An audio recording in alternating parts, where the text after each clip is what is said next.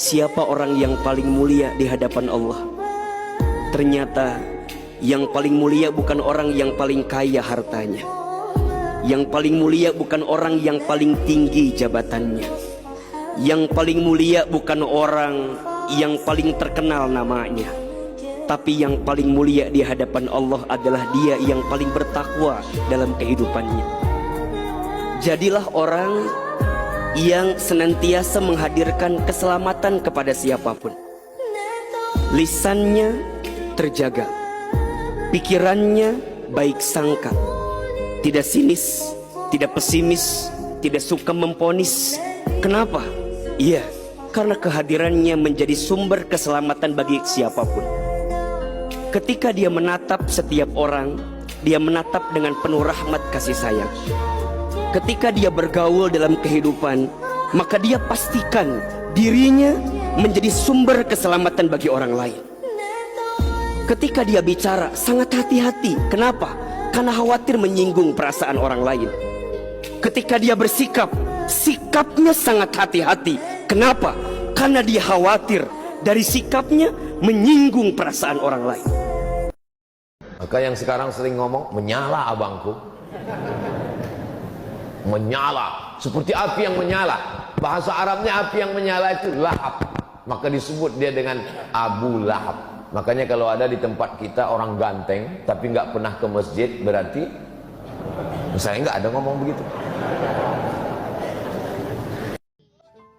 Iya kan? Makanya penting nih buat anak muda nih. Kita bukannya nggak boleh nongkrong. Kata Rasul boleh nongkrong, asal nongkrongnya kita jangan mengganggu orang. Tuh kata Rasul begitu. Jangan nongkrong di tempat orang yang banyak lalu lalang. Jangan nongkrong di tikungan. Tuh, itu tuh adabnya ada. Di dalam Adabul Insan fil Islam itu dijelasin. Bahkan di dalam beberapa kitab-kitab yang lain itu Masya Allah. Bagaimana para ulama menggali ilmu dari Rasul SAW dengan tujuan adalah untuk menyelamatkan kita umat manusia dalam kehidupan dan pergaulan.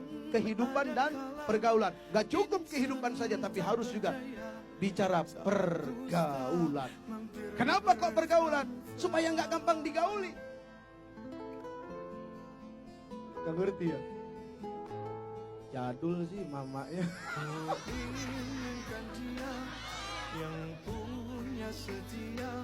Diuji menyelahut, bukan nyela sayang tetap pinter. Lagi diuji hati. Lagi diuji hatinya gampang tahan apa tidak gitu ya. Maaf ibu, kalau hidup hati kita nggak tahan dicela orang, nggak bakal bisa hidup. Iya betul nggak? Lihat Rasul, manusia paling tahan celaan, cacian makian. Aduh, Allahu Akbar. Makanya kalau kita dicaci makin tenang aja. Rasul yang begitu sangat sempurnanya ini masih dicaci maki, apalagi model kayak kita jauh dari sempurna. Kita ini ibarat jauh panggang daripada api. Makanya masak apapun gak bakal matang. Apinya di mana, panggangnya di mana. Jelas? Allah, maafkan kami jika di antara kami ada yang pernah durhaka kepada orang tua. Istighfar.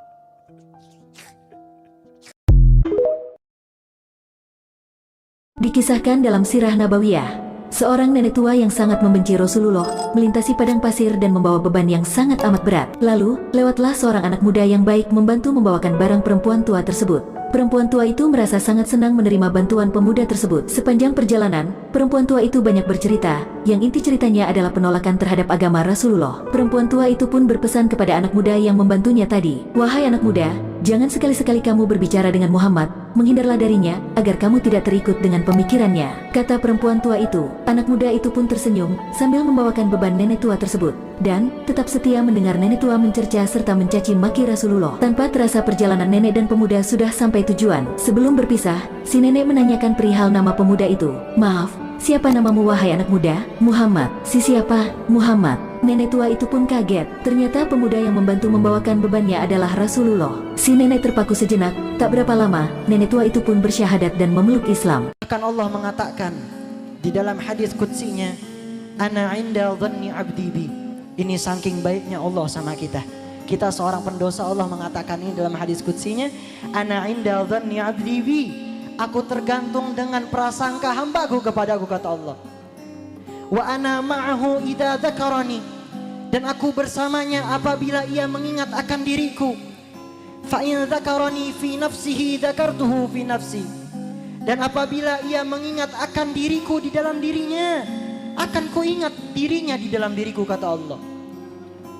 Jikalau seorang hamba melakukan sebuah dosa, satu saja dosa, sengaja maupun tidak sengaja, walau dosa besar, Allah masih mengatakan di dalam firman-Nya, "Qul ya ibadiyalladzina asrafu ala anfusihim." Katakanlah, wahai hamba-hambaku yang telah melampaui batas daripada diri mereka sendiri, la taqnatu min rahmatillah, la taqnatu min rahmatillah, la taqnatu min rahmatillah. Janganlah kamu berputus asa dari rahmat Allah. Ada satu kisah.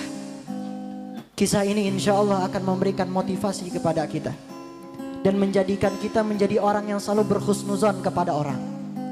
Dahulu ada satu kisah seorang pemabuk yang tiap harinya bermaksiat kepada Allah. Setiap harinya mabuk, siang malam harinya mabuk, berbuat dosa kepada Allah, maksiat. Suatu hari ia sedang berjalan, ia menemui selembar kertas yang jatuh pada saat itu di jalanan, bertuliskan asma Allah. Contohnya misalkan Bismillahirrahmanirrahim atau Allahu Akbar dan seterusnya. Seorang pemabuk ini memiliki rasa takzim yang luar biasa, hormat kepada asma Allah tersebut. Pemabuk ini ambil, dibawa ke rumahnya, ditaruh di atas lemarinya sebagai rasa penghormatan.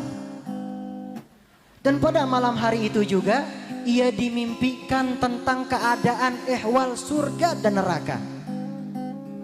Ia bangun pada saat itu di pagi hari dan ia bertobat kepada Allah Subhanahu wa taala. Ini seorang pemabuk akhirnya diangkat menjadi wali Allah. Pemabuk pada saat itu tiba-tiba diangkat derajatnya di sisi Allah menjadi seorang wali Allah. Aulia, orang yang dekat dengan Allah Subhanahu wa taala. Ini seorang pemabuk. Bahkan banyak orang-orang yang selalu bermaksiat kepada Allah, di akhir hayatnya ia bertobat kepada Allah dan ia mati dalam keadaan husnul khatimah.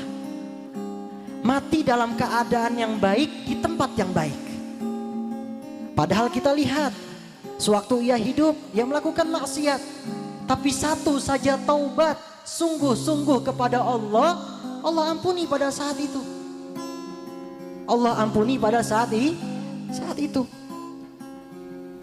Maka oleh karena itu, kita yang hadir pada acara ini, kita mengakui kita sebagai orang yang hina. Kita mengaku sebagai umat Rasulullah. Kita mengaku sebagai orang yang suci. Ketika datang di dalam majelis seperti ini, kita ingin paling depan, tetapi hatinya bukan untuk Rasulullah, tetapi untuk hal-hal dunia lain. Makanya kita kalah sama orang-orang seperti itu. Belum tentu kita semua mati dalam keadaan husnul khatimah. Kita berdoa mudah-mudahan kita mati dalam keadaan husnul khatimah. Ya Allah biha, ya Allah biha, ya Allah bihusnul khatimah.